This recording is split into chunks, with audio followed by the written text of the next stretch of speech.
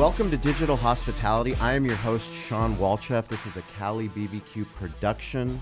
Today is February 3rd, 2020, and we are recording in the house that Meltzer and Warren Moon built with my mentor, Dave Meltzer. Oh, man, thank you so much. I'm talking about the house that, Cali Barbecue built. I think I'm going to make the playbook Cali Barbecue if you just give me some more of that brisket.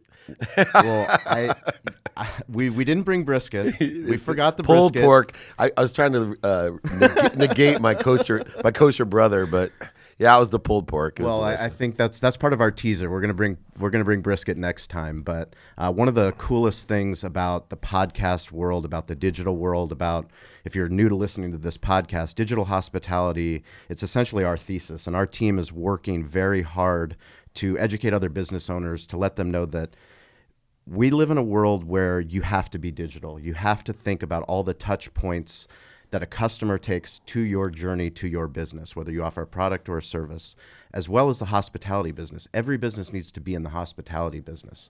And that's not just customer service. It's not just, I'm going to answer the phone because it rings. In hospitality, and one of the advantages we have as running a restaurant is that we know that we have to work on all of our senses. We have to think ahead of the customer, and we have to anticipate needs in a way that we see an elderly woman that's walking into the restaurant. We anticipate her needs and we open the door. These are things that are going above and beyond customer service. We understand that when a family comes in and they have a stroller, that we actually want to help them with the stroller. It's not an inconvenience to us. They're taking the time to make that. And for me, this is such a special day because today is the day after the Super Bowl, Super Bowl 54, Kansas City Chiefs. They came back, huge comeback, 10 points. But we get to speak with Dave Meltzer, who has become a mentor to me because of digital hospitality. You are so accessible. And one of the things that connected me when you were on Scott Kaplan's, actually his radio show before Mighty 1090 went down, the Scott and BR show, you were talking, I believe, about connected to goodness. You were talking about a lot of the principles that you talk about on the playbook, on your podcast, you talk about in your books, you talk about on international stages that you speak on. You are starting to impact so many people because of your media team. And you've built this media team that is just so phenomenal because you're amplifying your message. And first off, I want to thank you for being accessible. Thank you for allowing me to be a mentee. We've just started this relationship. I finished both of your books. We've had a couple of calls. I've come up to Sports One Marketing.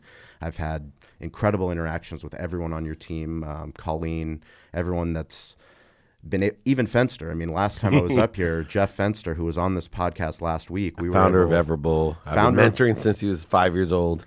That Jeff Fenster. And Jeff Fenster is he's an incredible man, and he's going to do such great things.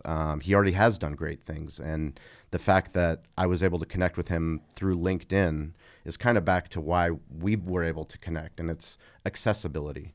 And being accessible, the internet has created these oh shit moments where you realize I can reach out to a Dave Meltzer, and because of your philosophy, because of how you live your life, you actually have made yourself accessible. So thank you for that. And I really want to talk about this. I want to talk about present because you do such an incredible job producing content. And I highly recommend that the first thing anyone that's listening to this podcast does is subscribe to the playbook and to get connected to goodness and Game Time Decisions. Those are the two that I've started. How many other ones do you have? I have Unstoppable, Create the Life You Love, as well as Compassionate Capitalism. 4 have been published, 4 have not. I've written 8. I write a book every 6 months. Fortunately for me, the books have been extremely successful, so the publisher, like McGraw-Hill, won't let me cannibalize a book so quickly. But I have Don't Do Business with Dicks coming out. Nice. Also, Trust the Universe, but Tie Up Your Camels. These are preliminary titles, but we'll see what they look like when they hit the market. And but yeah, look, I am so grateful. You talked about all these people and all these things. For me, my greatest success is to watch you. And just in the short amount of time that we've been coaching together and working together, I can see a transformation where you're impacting other people to impact other people to impact other people, which is my ultimate lifetime journey. And the funny thing is more and more is coming to me. I'm just making room for it now by being of service and asking for help. I'd like to start with what you started with in being accessible, because one of the simplest lessons that we'll keep sharing together and hopefully sharing with others is that I call it the Meltzer Kaleidoscope, but there's a lens that I look through life with. And it's not just one lens, it's a kaleidoscope. It has 3 different colors to it. The first is gratitude. If you can train yourself to practice end fear, to utilize a perspective that my past has no resentment or offense to it, it only has learning lessons and light and love in it, that my past is just amazing. My present is even brighter, right? My present is extraordinary, and my future is even better than that. That's a lens of gratitude. I get to do this. I don't have to do anything, right? It's a try me attitude. Things get challenging. It's like, oh yeah, man, try me. Not the why me attitude of the entitled multiples about masses out there in blame, shame, and justification. So, to have a lens of gratitude is even more important than the accessibility. Who wants to access you, or do you want to access anything if you're not grateful? It's true. So I start with the lens of gratitude, and then I move to actually a lens of productivity. And the lens of productivity is simply viewing everything through the lens of how can I be of service, of help, provide value, being kind to my future self, helping somebody with a stroller, allowing me to understand, like I've taught Jeff Fenster in the philosophy of his 20-some stores of Everbull in 18 months, that it's not just the customer's right, it's you're of service. Yeah. Right? It's how can I be of service to you? And if you like your, bun with no sesame seeds, then it's my responsibility to take the sesame seeds off the bun for you. Yeah. Right? I don't care how long it takes. You owning one customer for life is way more than serving one customer for a day. Yes. And when you take the sesame seeds off a bun, you own a customer for life, because nobody else will do it. No one else is kind to their future self. No one else lives in a lens of gratitude and productivity. Then finally, what we were talking about, which people think, to me, they give me too much credit for being accessible. I'm in the flow, right? So accessibility is how can I be accessible to more people, and how can I access what I want? Oh, I know. Being accessible to more people. Yes. The more people I'm accessible to, the more people I'm helping, the more people I'm service of. Therefore, like I train you, is to ask this series of questions to get there, to live my life with that lens. A series of questions of how I can be of service and provide value, and a series of questions of how can you be of service and help me. You and I have been friends in a mentor-mentee relationship for a shorter amount of time. Less than a month. About a month, right? About a month. But I can't think of anyone that I feel like I'm in the flow with more in a business sense. Yeah. Right? It's just like, oh, I'll do this, oh, I'll do this. Sure. We're just flowing, and it's like Scott Kaplan, Jeff Fenster, the barbecue, into speeches, into training, into the digital hospitality. And that's just the start. I can't wait for a year from now. That's it's That's so the awesome. absolute truth. And I see it. I went to the Super Bowl, and it's a mile marker for truly the execution on your digital hospitality concept. I've been executing on, I don't name it that, but it's very similar to what you do. And I saw the results over 3 years at the Super Bowl because, Gary Vaynerchuk and I sat down, and, he convinced me to have digital hospitality. I love that. Where I was traditional hospitality before. Yes. And there I was. This miles marker has been incredible. Tell me about that transformation, because it's so important. And Gary Vaynerchuk is a silent mentor of mine, even though, we don't have an He's not silent, let's be honest. He's very loud. He's a very loud mentor. You're an unknown mentee of correct. his. That's correct. Better stated. But Gary Vaynerchuk obviously has been laying down a foundation, and I've been following him seriously once I saw him on the cover of, I believe it was Entrepreneur Inc. magazine. Once I read the article, it was like the first time I listened to Tupac or the first time I listened to Eminem. All of a sudden, this business article was speaking to me, and the way that he was speaking was like, holy shit, this guy's doing everything that I've had to do in my small business and my restaurant to keep the doors open, except he's doing it on a global scale. And that was, 3-4 years ago. Yeah, it's exactly. When did you know, you've had those feelings, but you got to jump off that cliff to go, now I'm going to be public. And I've heard you say how much shit you got from your friends because you were posting on Instagram, you're posting on Facebook, you're posting on Twitter. It's like, what the fuck's wrong with you, David? Yeah, no, people will laugh at you, scoff at you, snicker at you before they applaud you. And the lesson that I've learned overall, I love stories and lessons, is just start voting for what you want. Yes. And, I love Gary. That's why he resonates with me. And I didn't know him but for 3 years ago, literally today, right? 3 Super Bowls a day is when I met him. People begged me to meet him, to help him with his sports agency. And I had no idea about digital hospitality or your concept or his concept. And I had no idea who he was. AJ, I'd seen at a charitable event and fell in love with him because he's a sweet soul and a beautiful man. And he was starting a sports agency. I got years of experience in that, so I thought I'd help him. I had no idea what I was about to walk into, and I had no idea at all. Yes.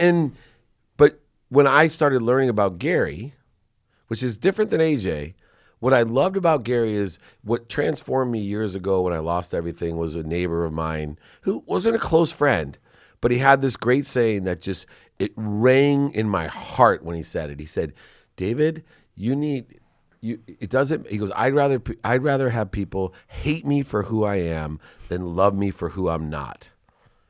And yes. I said, where were you 10 years ago, man? Because I have been trying to make everybody love me. And Gary V, he would rather have you hate him for who he is than love them for who he's not, because he will stand at the National Association of Broadcasters and first sentence out of his mouth would be, radio's dead.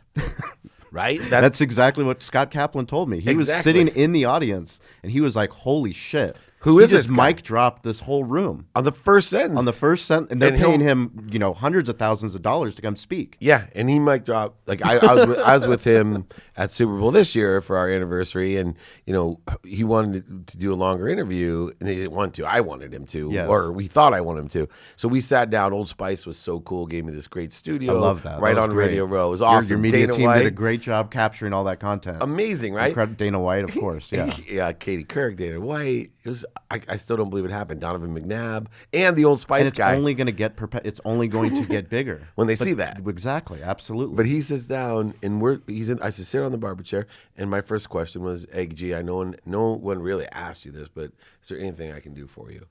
And he's like, "No, I'm good." Right? And then we start talking about responding to people, helping people. How do you control? I said, I'm hitting the masses, and his authenticity, which is also what I like about Gary. He's not scarce in the sense like he rejoices. Like Jeff Fenster. Yes, I get more thrill out of his success than my own. I believe that. Like every dollar he makes, I'm like, yeah. Like on 28 stores. Yeah, it's your guy. It's it's the relationship, literally. yeah. And I see Gary with me that.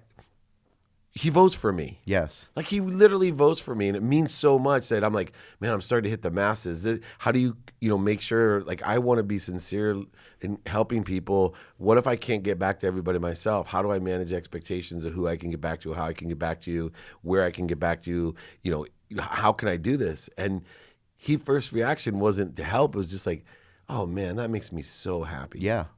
Because you have the same DNA. It's the same blood type. It's quantum memory. It is. It's when you go and give speeches, I'm sure there's people that are just so compelled to come up and say, David, thank you so much. You've changed my life. I've read your book. I've done this. But then you give them a follow-up. How many people do the follow-up? And you've said it just about saying thank you and saying thank you in the morning and saying thank you at night. I mean, after 15 days, after 30 days, after one day, right? Yeah. The interesting thing, too, is that frequencies. I'm more cognizant of frequencies than Gary. Like, I understand the marketing side of traditional media of what messaging and communications like. Gary understands through an evolution of selling wine how to market media in the digital sense, but he has not have 35 years of experience of, Met Rex, Troy Aikman, Steve Young, Lori, like all these things that I've done. And the interesting thing about frequency is and I haven't really shared this in this direction, but I've always had a philosophy that 87% of the people are at a lower vibration. Mm-hmm. And it's not a separate thing. It's just they don't understand certain things that you may say. So if you're talking about quantum mechanics, quantum space, quantum memories, and things like that, 13% of the people out there will be like, oh, I get it. Yes. Unconscious competency. I get what Dave's saying. And it has nothing to do with education. Correct. I got uncles that went to, Wharton, and I start talking about quantum, and they're like, huh? Correct. And then I have some friends that didn't graduate, college, but went to USM, and they understand the quantum mechanics and quantum memory. Doesn't matter. It's not education. But the point is, people like Gary Vaynerchuk, what he really talks to is that frequency of touching you. Yes. And recently, I was at the Super Bowl, and thinking about the people snickering, laughing at me. And there's still some haters out there. Yes. There always will be. Of course. Right? No swords formed against me will prosper, though. And I think to myself, this great line had the same effect as that first guy that said to me, I'd rather have people hate me for who I am than love me for or not. And it wasn't from Gary, but it applies to Gary and I. And I love this. Ready?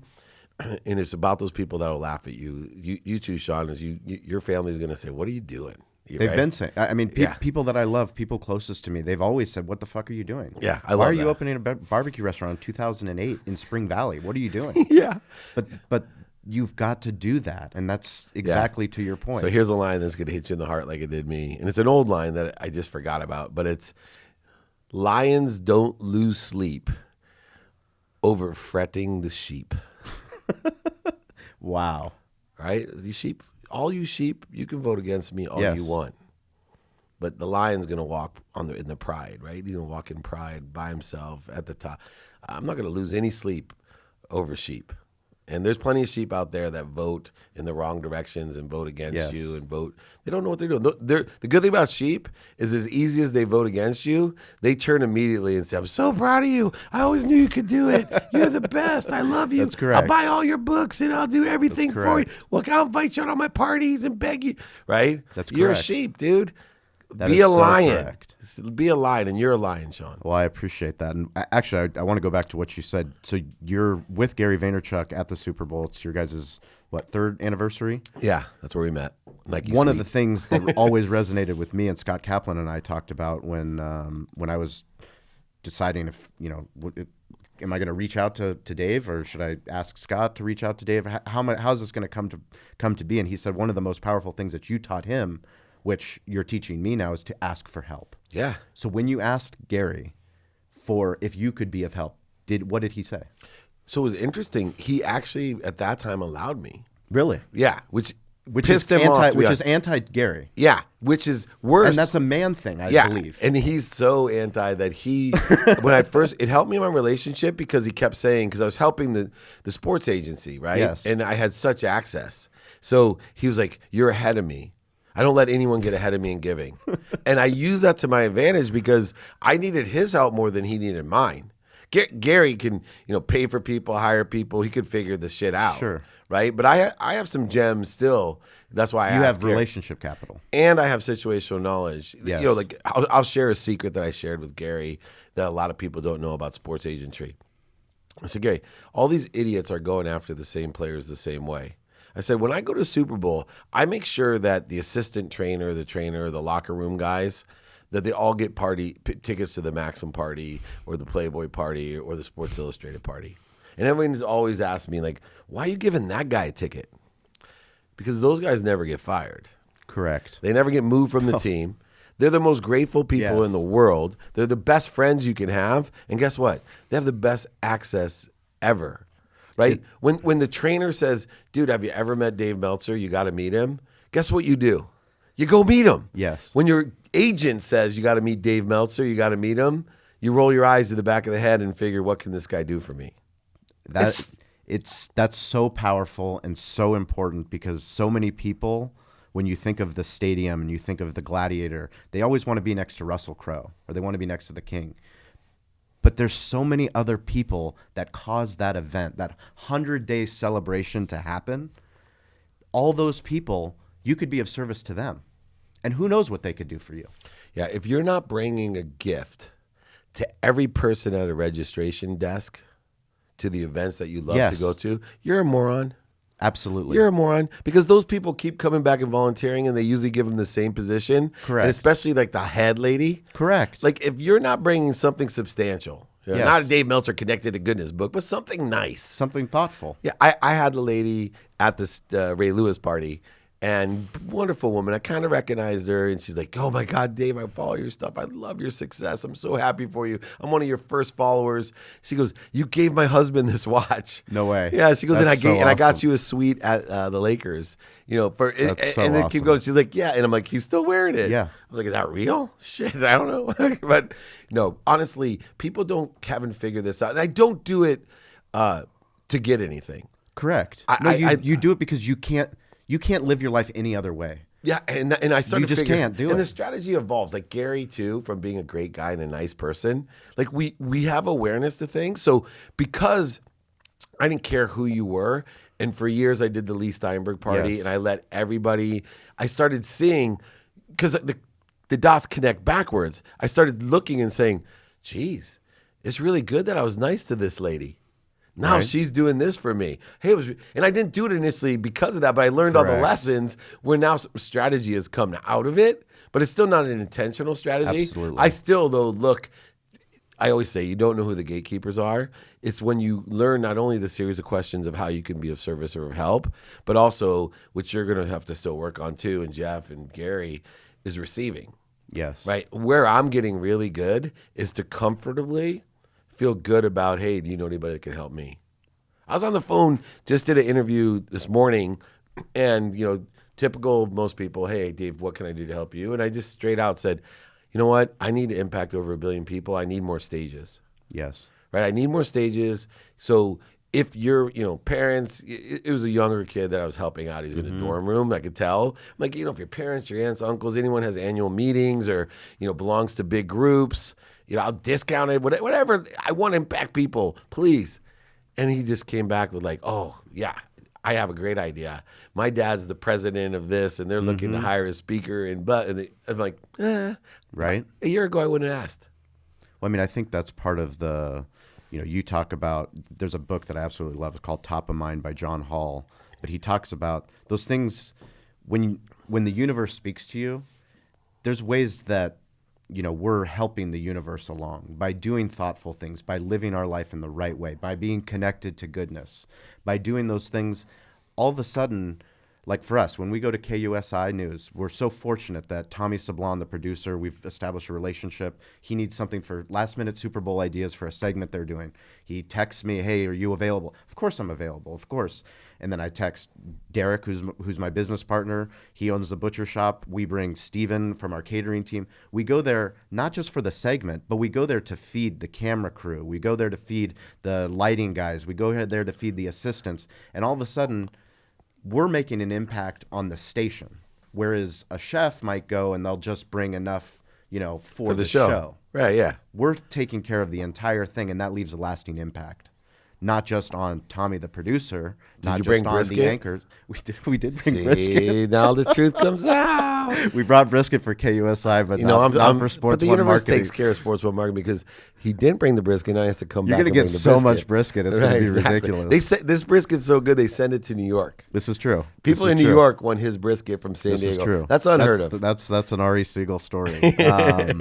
But no, one of the things I definitely want to touch on because it is top of mind for me and somebody I've wanted to hear your opinion of Mamba Mentality and how it impacted the Super Bowl this year.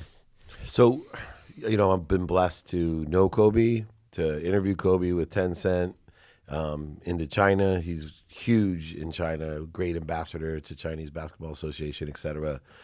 Where Kobe lies and where I saw it most was when he retired.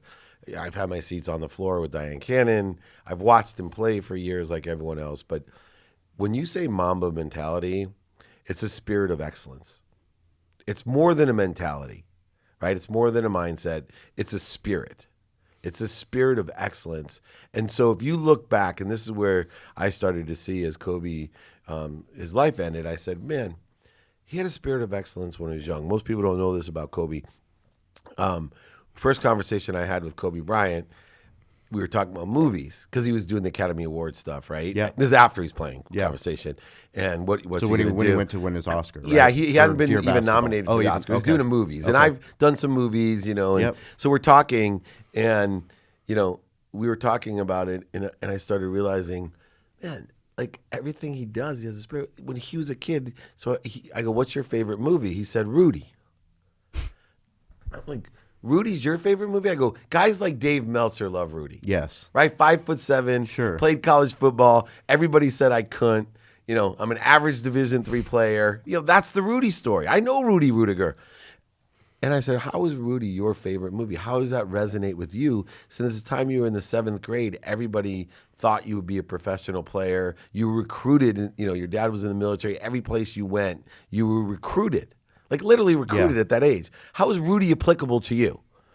And he said, because like any other kid, when I wasn't motivated, when I didn't want to go to practice, when I wasn't trying or doing my best, my dad would hand me that DVD. Wow. It changed. I was like, whoa, spirit of excellence, man. And then he's like, his SAT, most people don't know, he got like a 1490 on his SAT out of 1600. Wow. I didn't know that. Yeah. So the Mamba Mentality is a spirit of excellence. It's everything that he did when his daughters wanted to go to China with him. He wasn't, as a father, obviously he could afford to take him to China, but he said, you want to come to China, then be my interpreter and learn Mandarin. Then I'll take you to China. And they did. Wakes him up. His girls wake up 4 a.m. with him. There's a spirit of excellence. It's a productivity, accessibility, and gratitude that creates that spirit of excellence. And nobody in my life, Warren Moon, spirit of excellence. Hall of Famers. It's not just the great players, John Randall, Bobby Bell from the Chiefs. They carry a spirit of excellence. You can feel it when you're around them. Marshall Falk, who I do business with today, right? Oh, you got to meet because he's in San Diego. Yes. And you got to, awesome. Absolutely. But Marshall, spirit of excellence. Like he's coming up here to teach a class and to do, everyone, the Mamba Mentality will save the earth when we take a standard that is not normal to any type of resistance. This man's in the flow. So if we're going to learn anything, and this is the stories when you talk about the Super Bowl that I had when people, knowing who I am and what I do, were like, what do you think of Kobe? Or this is how Kobe touched me, or my Kobe. I just strictly talked about the spirit of excellence, and that if you can learn from his life, this journey that he was on, to maybe focus a little bit more on your spirit of excellence within the potential that you have. Right? No matter how much I focus on basketball, I never could be Kobe Bryant, my quantum memory. But no matter how much Kobe literally focused in on sales, I don't think he could be Dave Meltzer. Yeah. Right? It's quantum in my nature. Absolutely. To sell. Grandparents, great-parents, all of them. My dad, unbelievable salespeople. That's my quantum gift. Now, did I improve my basketball skills far beyond what anybody probably thought? Yeah, and that really sucked. My football, I was decent at least. Yeah. But you get the point. Sure. Live life with a spirit of excellence. And I think probably that's one of the things. Like your brisket, by the way. Like the brisket. One of the Pulled pork's not bad either. One of the things that resonated with me so much is, and I've been reflecting on it in the last week, and is that it's that Mamba Mentality is something that I grew up with watching my grandfather. And I brought you his book that I was able to write with him, The Harvest by Lubin Walchev. And, he was born in a village in Bulgaria, and he was born to be a farmer. And it was only because his grandfather taught him a love of reading and a love of curiosity. And that passion allowed him to read every single book in that village, so that he needed to go to another village to get access to more books. And for me, watching him grow up, I never met my father. My mom had me when she was young. My grandfather said, come back to San Diego. I'll help raise you. I've always been so grateful, even though we lived such a life of privilege. I grew up in La Jolla. I mean, the most incredible, beautiful place in the world, and got to go to the Bishop's School. It's the amount of money that people would pay for a college tuition at an Ivy League school. But it was always his focus on work. No matter what we had, he always cared about work. And then that resonated in all the sports that I watched growing up, and watching Kobe grow up, literally live his life on television, and me as a Lakers fan, watching that, and then his second act as a dad, and being a girl dad. Can you talk about being a father and the exponential impact that the... Yeah. I start off every speech now and I say, who here grew up poor? Because I grew up with such a strong mom, right? 6 kids, single mom. And I didn't grow up with privilege. Although my mom was principal later on as she moved us to San Diego of a very expensive private school. We're happy that she moved you to San Diego. My younger siblings got to go. But, looking at that is just, for me as a dad, I look to my mom. Because no matter what, I wanted to be, and I'd start those speeches and say, who here grew up with nothing? Half people usually raise their hand. And I say, I feel sorry for the rest of you. Yeah. And I don't feel sorry for you because at least you saw your grandfather, like how he treated people, Yeah. what he had learned from growing. David in the Bible, who I'm named after, right, means beloved. He was born a farmer, a sheep herder. All the brothers were meant to be the king, but he was chosen because he was very much like your grandfather. Yeah. Curious. He wanted to be more interested than interesting. He wanted to be kind instead of right. My last name means waiter. So David Meltzer, beloved waiter, beloved servant. That's what David was in the Bible. That's what your grandfather was a beloved servant. So for me, being a dad, I'm a beloved servant to my children. I was blessed to have 3 girls to start. So I lived most of my adult fatherhood as a girl dad. Yeah. And I had baby Oops. This is pretty public, so he's not going to be too damaged. And he's baby awesome. Oops. But baby Oops came, and I got a little boy. There you go. And I was always told God would give me what I needed. And I finally learned the lessons that I needed to learn by being a girl dad. And the blessing of not only being a father, but one of women. And in this time, to be able to see the equality, to see the growth, the exponential opportunities that exist. There's not pure equality yet, but there's far more opportunities for women now. And I love playing a role in that. I just had Cynthia Kersey in here who wrote Unstoppable Women. One of my mentors is a woman. Several of them are, but to me, led by my mom and my wife and now my daughters, I think I know exactly how Kobe felt to learn. We spend so much time as athletes and in sports around men, and a skewed vision of equality that I think the blessing of the wisdom of all those women around him allowed him to grow. And you could see that growth. He made mistakes when he was young. Yeah. So did I. And I, forgive myself, but I've always been a good father. Not always a good husband, not always a great husband. I am now. Like, I'm more confident. It's so funny. I just talked to my wife about this. I love my life because I'm more confident now that I'm a good husband than I am a good father.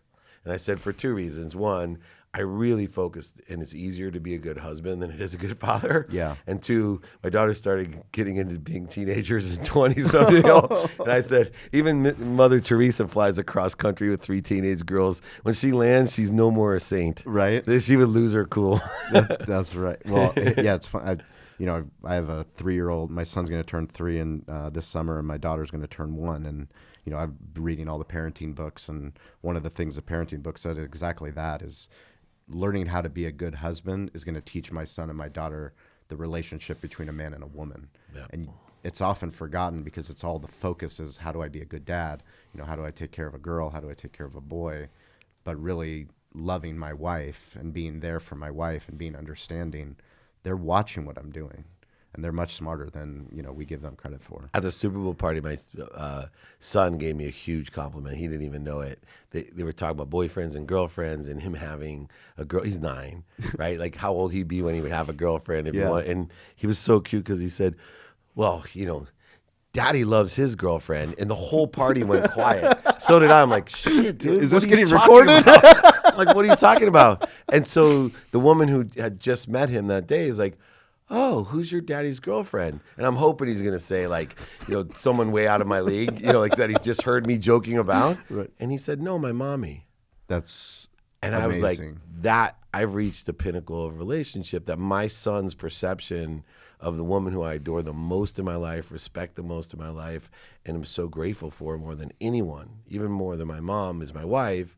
But yet in his eyes, he still sees her, like the love I have for her, as a boy that loves a girlfriend. Yeah. Which is obviously different than other, right? And as a married guy, I think you kind of get that. Oh, that's profound. I mean, that means so much. And part of what I'm trying Instead to of 10 years ago, my girls were like, "You mean the warden?" That's what I was when you're a bad husband. Right. They get a perception that your wife's the warden, not your girlfriend. Yeah. Back to the digital hospitality portion. Back to why we're here. Well, one of the things, shameless plugs. None of the thing is, it's so important for people to understand the cell phone. And I think you're a perfect person to be talking about the cell phone, being the CEO of the first smartphone in your previous life. But now seeing there's a significant date on June 29th, 2007. That was the day that the iPhone was released. The only reason I know that date is my son was born on June 29th, 2017, 10 years later. Yeah. I was in the hospital. I was Googling what what's significant happened on this day. And the reason why it's so significant is that it's impacted every single form of business. If you think about what's happened in the last 13 years as what we all have to do, different industries that have been impacted, companies that have gone bankrupt, companies that are now giants. Tell us a little bit about your relationship with the cell phone, your personal relationship with the cell phone. Are you iPhone, Android? I am iPhone now, but my first phone was a Samsung manufactured Okay. Windows C device, first smartphone in the world in 1999. So my education and understanding of phone is voice without data. Yes. And then how to convert people to understand that voice is data, including the carriers that had no idea how to bill data. We didn't use an iota browser, which was utilized in a WAP phone, those old flip phones, and this Razors and Crazers and all those, but we used a Windows CE browser. So we had the first true internet browsing capability of a phone. So we didn't know they were called smartphones back then. The iPhone and others, iOS's kind of Danger and a few others started coming up with that concept. We were so early, it was called a convergence device. It converged a computer with a phone. Yeah. And it was That's truly, early. 1999. We won Best of Comdex 2 years in a row. I spoke all around the world on convergence, taking content, access to it in mediums, which I still talk about today in a whole different context. Isn't that crazy? It's wonderful. But the main thing that I've learned about telephones and the most valuable things is there's two things that kids need to learn. This is a very competitive place for children. And a lot of parents don't know how to create separation or distinguishment in how they should be educated, where they should be educated. There's a lot of money, that people can't afford just to go to Bishop's and to Harvard. Correct. And you have to make an economic choice for your children if you can't afford to send them about educating them about borrowing money or grants or loans or junior college instead or entrepreneurship instead or online education instead. What do? Two areas that I'm very, very strong on to help everyone, not just children, but especially. Number one, telephone. You need to know how to use the telephone. A telephone's a mode of communication to carry a frequency, a vibration, an intonation, a connotation. Voice is made for a telephone. The data side of a telephone is still the same as a laptop. It's just smaller. Yes.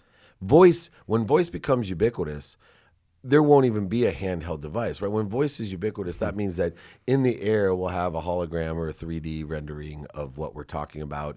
Everything will be controlled by voice. I'll say camera off, playbook on, time, and I might even have an insertable or a wearable in my ear that's just telling me. Yep. It'll translate into 90 languages like this, so I can just say, call China, Mr. Chung. It'll be searchable. It'll be, look, that's coming. Yes. But the difference is you still got to talk. You got to get into somebody's head. Like the voice speaking to somebody, you don't need to see me. I can make you cry. I can make you mad at me. I can move you emotionally. I can get credibility, emotional attachment, quantifiable reasons, impacts, and explain my capabilities all by voice without you hearing anything. I can move you to buy something if I know how to talk to you. I don't have to be in person, but it helps. I don't have to be in person. You can hear my voice to do that, and people are losing that art. They think they can text you and move you. The only thing that will move you is the content in a text, not the text itself. Voice, like I'm trying to do now, will move you by the sound, by the strength, by the loudness or the softness. Whatever it is, you can't get that on text, you morons. That's what the telephone means to me. People, you want to make and distinguish your life. You want to be successful. Learn how to use a goddamn telephone. And then the second part, which I tie into telephone, I know it's a little off topic, is just what your grandpa had. Toughness. Yeah. Right? You learn toughness. He spent all that money on those schools. Oh, yeah. And I'm sure academically they taught you better than I did at Patrick Henry, the public school. But they must have done fairly well because, my brothers and sisters went to Harvard, Penn, Columbia, summa cum laude with the greatest minds from the greatest schools. Yes. So they must have been capable of something. But I'll tell you what they didn't teach the Patrick Henry, Bishops, Francis Parker, La Jolla Country Day, Torrey Pines High School, Carlsbad Village, whatever they are. None of them taught what I learned was just straight out old school Eastern European Gary Vaynerchuk toughness. Yeah. Come out tough me. And I'm not talking about physical toughness, although I have some of that as well with the tiny little body God gave me. I'm talking about try to beat the toughness out of me. Yes. The mental toughness, the emotional toughness, the inspirational toughness. You learn the telephone and toughness, you will be successful. That's why every kid in this office that comes to me and says, I want to work for you, Mr. Meltzer. I'll do anything. I'm like, you want to do something? Then you want this job as bad as Rudy wanted to play football at Notre Dame. And after the kid tells me who's Rudy, and I kick him out of the office and they go watch it, they come back. They do. They come back and they're like, shit, I get it. Yeah. I get what David talks about toughness. This guy was he hid the key and he slept here and he went to junior college, had no money. Right? I mean, the stories go on and on. You either know how to use a telephone or know how to be tough. You want to really be successful, learn those two things, you'll do it. It's the vibrations. Frequency, yep. Frequency and the vibrations and the cadence too. Right. Right? Yeah. And the consistency. It can beat the content. Text has to be all content. Yes. Right? It's good to tell you I'm going to be late. You know, it's real quick, little messaging with the contents. You don't care if I'm going to be there in 5 minutes. You don't care if I'm like, I'm going to be there in 5 minutes or I'll be there in 5 minutes. You don't care? No. It's 5 minutes. Okay, good. I'm scheduled. Well, it's one thing to be efficient. It's another thing to come across and deliver the content. And context, really, right? That's what we're talking about with audio. Right. With audio, video, obviously you can get both. Even better. Even better. In person, the best. Those are the things that when we're trying to talk to our staff at the restaurant, as much as we love digital, as much as we love Twitter, Instagram, Facebook, YouTube, podcasting, you name it, we want to be on everywhere. But when we're at work, the smartphone's down because this is where the magic happens. Yeah. Whether we record it and have somebody else put it up, that's completely different because we know that message can get amplified. And that's one of the things that always resonated was, coming to your training here. Your team has been able to take the content that you're teaching right here to interns and employees that has been proven to work, but now you're packaging it in a way and distributing it to the internet so that it can impact more people. Why and how did that come about? Shakespeare. I love Shakespeare. Yeah, Shakespeare wrote, the world is your stage. Yes. And I started realizing, just out of sports sponsorship, how much more value I could provide if I captured something. Let me give you an example. In the past, I used to assist big teams and leagues and organizations of bringing sponsors in. They'd pay $100,000. They'd get a tailgate party that you hopefully would cater. Yes, we can do it. Yeah. Don't forget, yeah, Cali we can Barbecue. do it. We're on it. So we go to Charging Game. Cali Barbecue does a huge tailgate for, CarMax. They would get that with the executives, and they meet the cheerleaders would come. You've seen these, right? Yeah, absolutely. Then you go into early to the game, and the key executives would get the passes to go get on the field. Sure. Then everybody would meet back up to have some more Cali barbecue in the suite and do the hospitality during the game in the suite. And hopefully once in a while they see, CarMax on the big screen or on the side things. That was like $100,000. Yeah. Good business. Are we talking Super Bowl? Or are we talking just normal game. sports sponsorship? Yeah, like a Spain, right? Like some game. But, and they would hope that people at home, somebody watching the game would go, oh my God, I saw Cali Barbecue. Or I saw you on the sideline, or something would happen. Not anymore. I started saying, the world is my stage. What if I captured what I was doing correctly?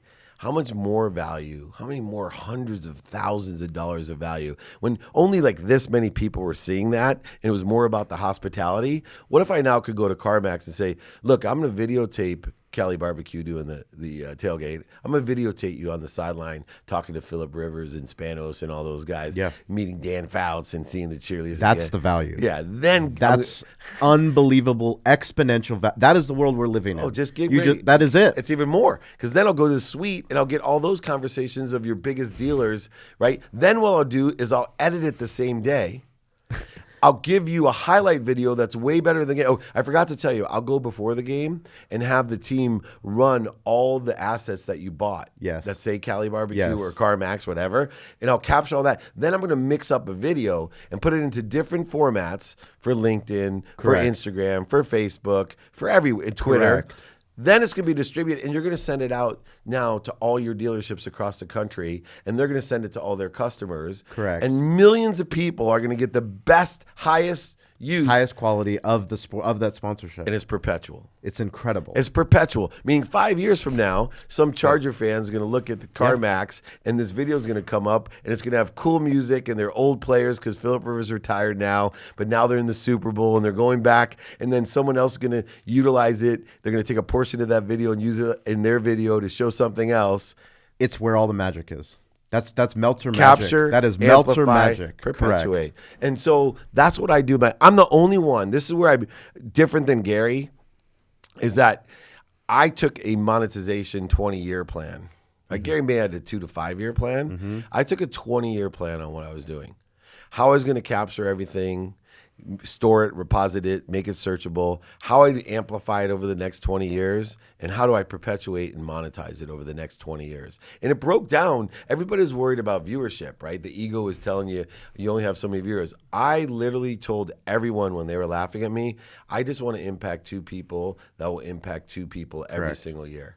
Because in 5 years, as you know, it's 64 people. In 10 years, it's 2,000. 15 years, it's 64,000. In 20 years, my goal was Dave Meltzer would impact every day 2 million people that would impact 2 million people.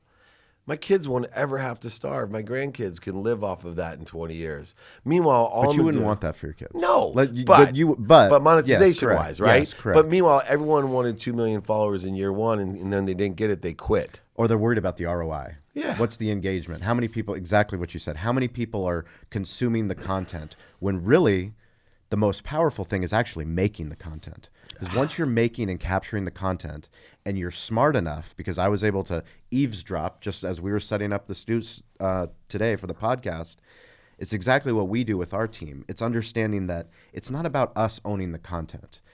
We were there at the event. We were at Wonderfront that Ernie Hahn and Paul Thornton, they mastermind this incredible 3-day event with 120 different artists. First year event all over the port of San Diego. That's awesome. Activated the port in a way that's never been done.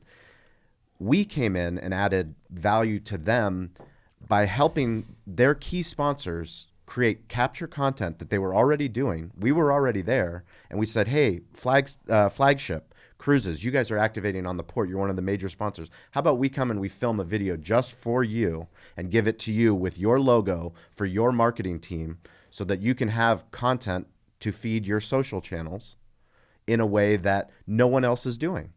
And how much are we charging? Nothing. We're not charging you anything because we're already getting it. Right. And then all of a sudden they're looking, now they're going to go back and look at their spend, their marketing spend, and go, well, what are we getting from our agency? Like, why weren't you guys there capturing this? Yeah. Look, when we do a lot with Sleep Number, and they have an NFL sponsorship, which is extremely expensive. I think there's only 7 like it. Oh wow! Right. I mean, they're big, right? The national sponsors, yeah. They're big, and they're booked with Jason Witten, Dak Prescott, all the people I got to meet with through Sleep Number, Katie Couric, Kirk Cousins. It's just amazing. Yeah. And I got some good stuff, but Old Spice has like a huge podcast set up for me. Amazing. Which is so right on the corner of Radio Row. They're also a national sponsor. They got the guy on the white horse. Absolutely. Right? Yeah, they had great commercials. Yeah, for sure. Meanwhile, I'm bringing in Dana White. Yes. Donovan McNabb, Gary Vaynerchuk. The biggest We'll names. outdo. Right, and we're sitting there in basically an Old Spice set. Yes. 2 barber chairs with all their products. Sure. So gracious. Millions and millions of people are going to see free commercial for them. Perpetual, Right. evergreen And content. they didn't pay Dana anything to stop in there. They didn't pay, right? Correct. It's understanding how that works. Now, all these other companies are calling me going, Dave, we're doing this event. Can you come and do this? And want to pay me to do that. Correct. And I just want to inspire people. So I'm like, well, look, we can donate money to charity. I'm going to be there anyway. Give me a keynote speech. Play the Joel Osteen game, sell my books, whatever you want to do. Sure. But I'm there at South by Southwest, NBA All-Star Game, the Masters, doing these things for these brands so that everybody wins. It's not just buying a $3 to $5 million commercial. It's, I think, from our perspective, what we've had to go through as a small business, as a restaurant, is we've gone from focusing on marketing, digital marketing, social media marketing, to media. And once you're media, it's no longer about us. It's about the story. And it's about storytelling. It's about creating content and helping our partners, our customers, all the people that are there at the event, wherever we are, and sharing that in a way that we all need that content anyways. Yes. And it's the most powerful content there is because it's true. It's not staged. We're not going to edit this. This is how it's going to go. Exactly. That's it. Yeah. And I think more people understand capture, amplify, perpetuate, as well as circling it all the way back to when the smartphone was created, the convergence device. If we focus in on the content, right? Everyone gets lost in all this trickery and treachery. Hacks. Yeah. No hacks for me. Look, it's consistent quality content that makes me successful. Consistent, everyday, quality content. Authentic to Dave Meltzer. Not authentic to anyone else, Sean. Not trying to copycat or whatever. Just taking ideas and making authentic to what I think. Correct. And there's 4.2 billion people and growing on the internet. And if I'm blessed enough that 3.9 of them don't know who I am and the other 0.3 know who I am and 0.1 of them love me, I'm one of the most popular people on earth, making an incredible impact with, 0.1 of the 4.2 billion people on earth that are impacted by me. Most people never had the opportunity to impact that many people, ever. Maybe Muhammad Ali in sports, but ever in the history of the world. I actually have that potential and more. Yes. 0.1 billion people I can impact simply, with what capturing, amplifying, and perpetuating. So consistent quality content, understanding who accesses it, the strength of your signal, the access or spectrum of your signal, and the clarity of your message, right? And then the mediums, understanding. I think that's where a lot of people get caught up. There's going to always be a change. It's always going to be. People are so worried about algorithm and trying to hack. But like I need more followers on Instagram. I need link. Don't worry about that stuff. Do not worry about that And if you're worried about, just go look look, it's so easy. I told someone this today, one of my coaching clients, like, how do you know what to do? I was like, to be honest, I said, I get the most popular videos and I look for like the style, the color. Like, why am I going to waste my time? No. Like that formatting, I'm just going to copy how they did it. Correct. And hope that my frequency is higher than other people's. Yes. And it is. And it's working. Yeah, it is working. It's working exponentially. Can you give us a little bit of peek behind the curtain to your media team and your evolution to, you were obviously thinking about it before you met and you had your ask from Gary Vee. Yeah. So what happened was I had always, in a traditional sense, written books, spoke around the world, do trainings in my office. I started videotaping the trainings and I had a photographer, an intern that was a photographer. He said, hey, let me do a vlog. What was his name? Justin Pugh. He's here still. Okay. He runs all my media. He became the guy. Yeah. He was Justin's D-Rock. Like, hey, I call him Jay. He's your D-Rock. Okay, now we're getting somewhere. Jay Stone. I renamed it. It was Justin. Okay, Jay Stone. There's D-Rock and Jay Stone. Both my boys, both great guys. D-Rock mentors. Now we're talking. D-Rock mentors Jay Stone. See, now we're talking. He's like Baby Stone. I got like Yoda and Baby Yoda. There you go. Like Peanut and Baby Peanut. Now we're talking. Yeah, so they're all right there. Anyway, so Jay Stone tells me, he's do this vlog. And so, what year? 3 years ago, so it would be 4 years ago. So 4 years ago, 2016? 16. Super Bowl 16 about. Okay. So he does like the first vlog a year before we meet Gary. Okay. And he's following me around. And he's doing these long vlogs. And yes. Like the vlogs, I go a lot. Were you uncomfortable? Yeah, very. And like nobody's really watching. Were you uncomfortable not because of the camera, just because people were watching you with a camera? Both. All of it. All of it. Well, because you walk in with a camera on me, and like people are like, and back then the cameras are much smaller now. Yeah. Right. I remember we got that sweet little Sony. Yes. And like this 4 years ago. There's been a lot of advancement. It's crazy with us. The iPhone 11's ridiculous. Right. We walk around with that camera and we'll go to places where there's lots of media. Like we went up to the Kobe Memorial. Yeah. But those cameras are huge, and he's in there navigating in and out of the crowd. That's a big camera. And that's a big camera now compared to iPhone 11. We went. This is how cameras evolved too. We went to Africa for Unstoppable Foundation, which I'm the chairman of. Took my whole family. My wife has extraordinary pictures, and the ego of the internet. Some dude's like, "Oh man, what lens are you using? Those are incredible pictures." My wife, being as sarcastic as she is, she's like, "iPhone 8." That's how she answered. Great. But it says where we're at technology wise. Of course. Anyway, so we got this camera. I go to high level meetings. It wasn't as if I wasn't successful in my business. No, of course. Right, and so like, I'm showing up with a mic and a camera. Forget people. Were you miking up anybody else? Us, yeah, sometimes. But here's the worst part. Like, I wasn't as worried about it that time in 2016 about people seeing it. Yeah. Because nobody was seeing it. My goal was 2 people. Two people. Right, but I was literally trying to figure this stuff out. Once Gary got involved a year later, and we were on literally, I think, somewhere in 60 vlogs or whatever, and no following. Yeah. And here's the best thing. Before that Super Bowl, Justin is like, maybe we'll get to meet Gary Vaynerchuk at the Super Bowl because he's starting a sports agency. I'm like, who the heck's that? And sure enough, we manifest it, right? Sure. Right in the Nike suite. And he wants to talk to me. Yeah. But my favorite thing is like we're doing these vlogs and everything. I got like no following. I do my end of the year meeting here. Yeah. And I tell everybody, they said, what's your biggest fear for 2017? I said that everything's going to break. And they're literally looking at it going, dude, you got no following. What's going to break? What's going to break? But I explained them I'm on a 20-year plan and that exponential growth and expansion. That's so important fast. For people to understand. I mean, no overnight successes. It's the fear. It's the fear of anyone starting a podcast. So how many downloads? How many people are listening? Don't give a shit about that. That's not what's important. Yeah, don't give a shit what other people say when you're walking around the camera.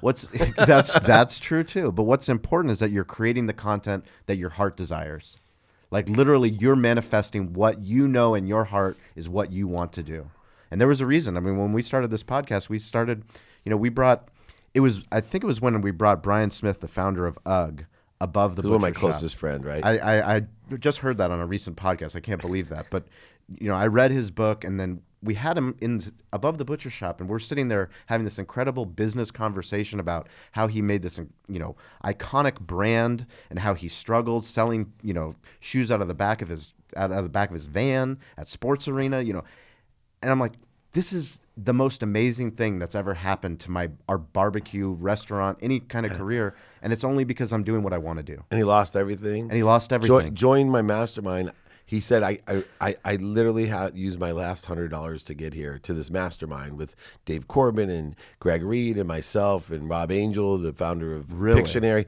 And so because I had been on my recovery of money, right? I told him, dude, I lost everything too. I totally understand. I gave him a $100 bill back. And I said, here, this is to give you back. This is the way the universe works. You gave your last 100 to be here. Here's your last 100 back. So later on, because he totally made a recovery as well, like most winners do. And he literally told me that $100 bill he left there crying, never spent. He framed it. Oh my gosh. Even though he needed it, he said, and there were several times over the next 6 months that he'd look at it to take it out of the frame, and he wouldn't do it. Wow. He said, those are the things that are the most valuable things about what I do. And sharing my faith. Green card, black card, gold card, doesn't matter. Everyone's on some kind of blend of faith, and I'm trying to get them to the ultimate black card of faith where, here's the story I gave earlier. Joel Osteen, I think I stole this from, but he told it. It might have been someone else, but guy falls off a cliff, and he grabs onto the branch, and that was Brian Smith. He's holding onto the branch with the last $100. So what does he do? He yells up to the universe, anybody up there that could help me? Yeah. God yells back down, here's $100. Let go. Let go. I'll help you. And then most people, not Brian Smith, he let go. Most people look up and what do they say? Anybody else up there? Right? That's exactly what people do. Not Brian Smith. He let go. That $100 was always there, and he kept putting faith into the fact he doesn't need it. Right? I have a friend here, you know him, Jeremy, brand director, carries $2 bills everywhere he goes. And he gives it to homeless people. He gives it to famous people. He gave Gary his third one. He's met Gary 3 times. Gary remembers going, this is the third one you've given me. Brilliant. So smart he is, right? Yeah. But I love it, and I gave some brilliant. In New York to my 9-year-old to walk the street, and I said, you look everyone in the eyes and tell them, God bless you. This is for good luck. This is for good luck. More of it's coming your way. Now, they can spend it. Yeah. I promise you, over half of the people that really need it will never spend that $2. They'd rather have faith that more is coming, right? They'd rather than the $2. Yes. You always can get another $2. It's the faith that they want, and you can provide them that faith. That faith then will provide them everything else they want. Let go and let God. Yeah. I'm a alcoholic that owns a sports bar, and we have meetings in our sports bar. It's where I got into recovery. And for me, it was, I always say that I was a Hall of Fame drinker, so no one could outdrink me. I was, part of the Gold Jacket Club of drinking. But the reason I bring that up is that recovery has allowed me to focus on the things that I I can control and the things that I can't. And one of the most powerful things in our short time working together was coming here for your end of the year training and talking about the eighth wonder of the world. You came in and you started talking about Einstein's eighth wonder of the world and how that applies to New Year's resolutions. Could you tell us a little bit just about that? His eighth wonder of the world in time. Yeah. It's so funny. Someone's like, you taught me this. And I'm like, oh, shit. What did I say? Einstein. I read something and then I got on the mic. What the fuck happened? No, honestly, because life's about lessons. The lessons are going to keep on coming. And the one thing I know about lessons is, one, you're going to forget every lesson you ever learned, but you have the ability to access it again. That's correct. So relative to what I was talking about with time and Einstein, it's truly the faith to me is compounding interest and extraction of time. That's why I was confused, because my thoughts evolve, and here we were. So from compounding acceleration and growth is what the eighth wonder of the world is, by the compounding growth of things. And what people do is they put time as a perspective, which creates resistance, obstacles, voids, or shortages, or corrosion to the connection that we're already connected to. In spirit. We're already in spirit. We have more power connected to us. It has more kilowatts than my finger can light up all of San Diego. I just get an interference and corrosion in the way of that. So what I call the eighth wonder of the world is acceleration and growth, that if people can just look and enjoy the consistent, persistent pursuit of that acceleration and growth, they'll get there. So here's the format that most people have. Let's say it takes you 10 years to get to 25% of where you want to be. Most people quit. 99% of the people quit. Why? Because they start voting for what other people want. They start listening to what other people want. They start caring, wanting to be loved by people for who they're not. 1% hang on. If they have acceleration and growth, the Einsteinian eighth wonder of the world, 5 years go by. In 15 years, they're now 50% of the way there. The saddest part is that 99% of the 1% quit there for the same reasons. Yeah. People, they're voting for what other people want. They're listening to other people, what they think, and creating the obstacles, voids, and shortages. And they end up manifesting what other people want for them, which is not what they want. Here's the saddest part. Of the 1% of the 1%, they're only 2.5 years away from being 100% of the way there, and half as much time from 200, half as much time from 400, half as much time from 800%. That's the eighth wonder of the world. Can you extract time and tell yourself, if there was no time, what would my decision be? Would I still continue to do this business? Would I stay married? Would I keep this job? If there's no such thing of time, would I do this? Mm-hmm.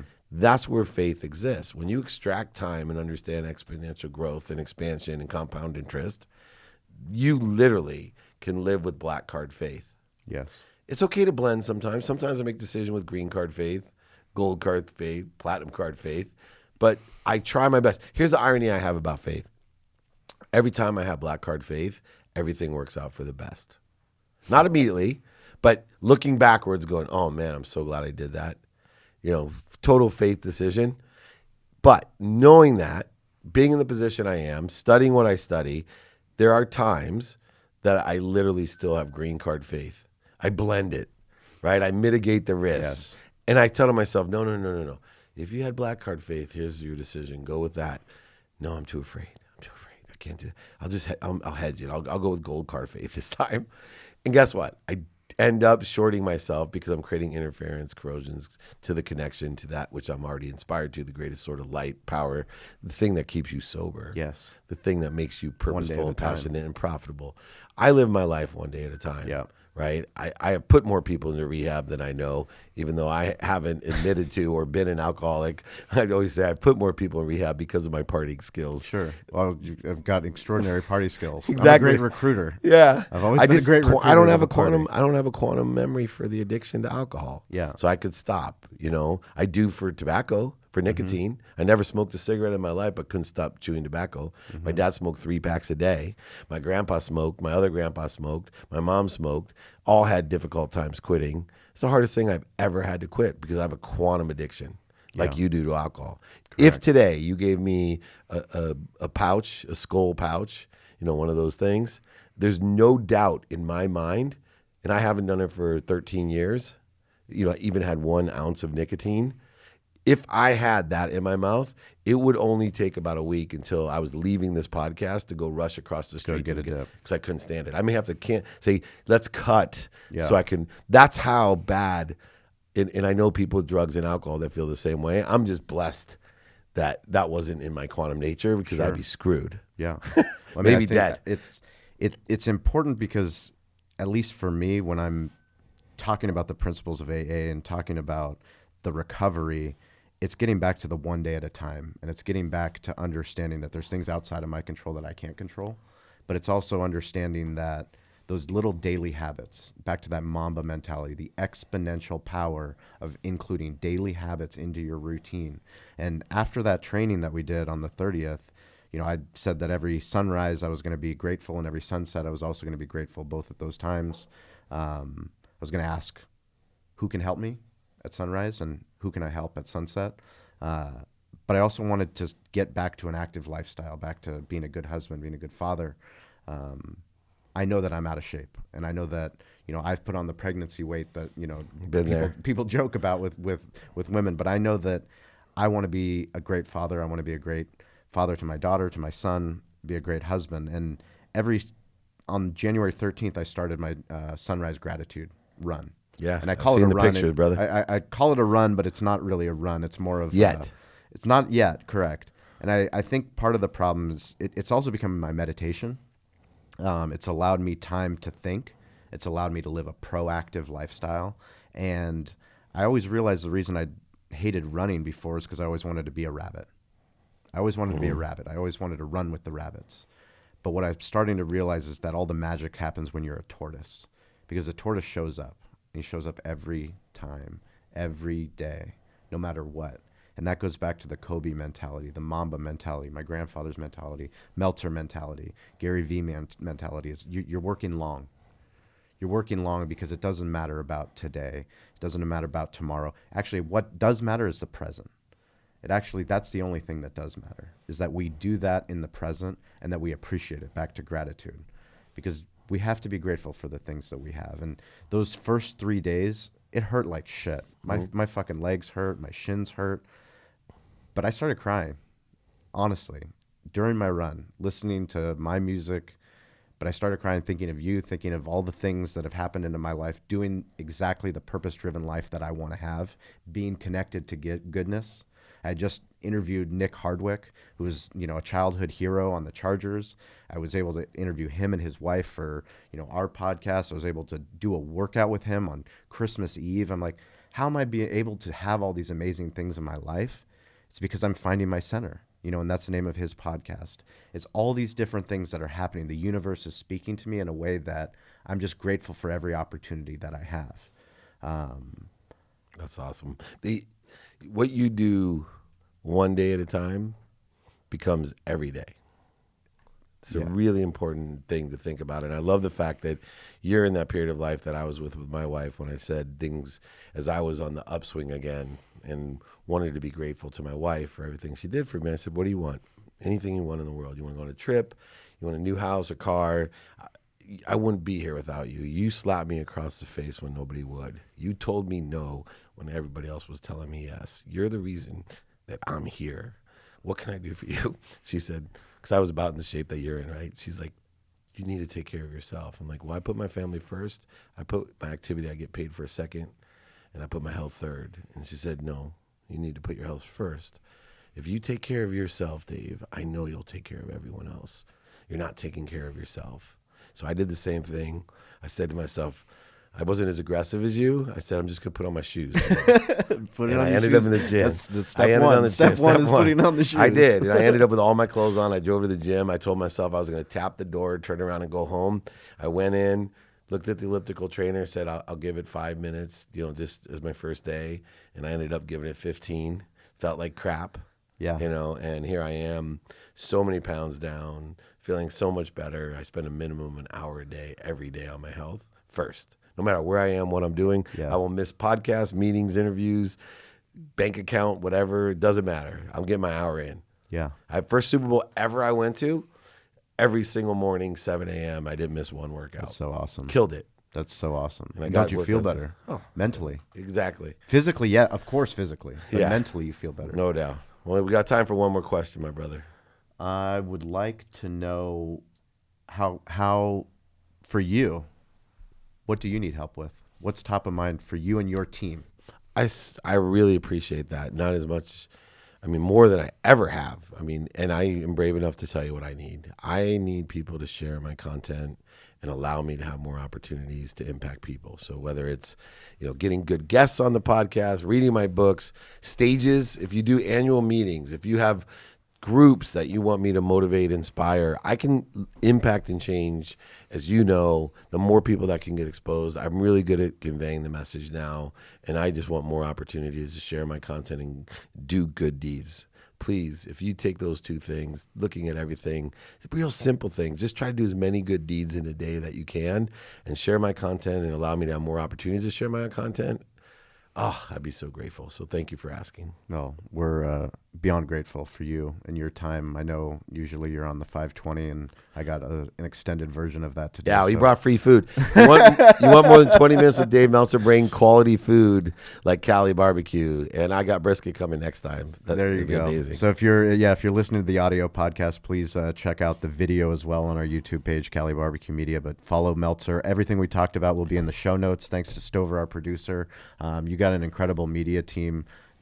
Everything that you're doing is it's incredible because it is so profound, and you're impacting so many people, and I know it's only just gotten started. Yeah, that's what I feel too. That's the best Especially part. Coming back from Super Bowl, I'm like, damn, we are getting somewhere. We haven't even started. Yeah, man. It's so exciting. Well, I appreciate you, and Thank I look you. forward to our future together. Thank you, Sean. Appreciate you.